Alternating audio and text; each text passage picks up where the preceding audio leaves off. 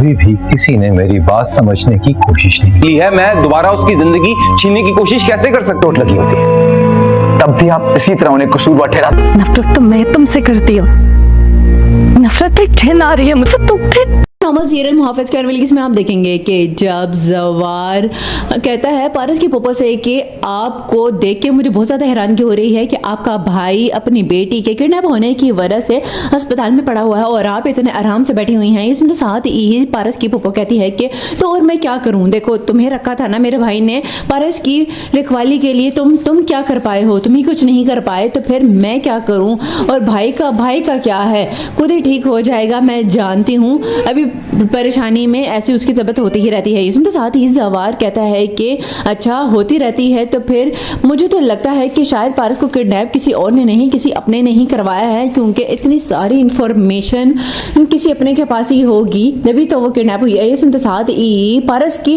पापा कहती है कि तुम क्या कहना चाह रहे हो, तुम्हें क्या लग रहा है कि मैंने करवाया है या फिर मेरे बेटे ने करवाया है। ये सुनते साथ ही जवार कहता है कि मैं कह नहीं रहा हूँ, आप तो खुद अपने मुंह से सच उगल रही हैं।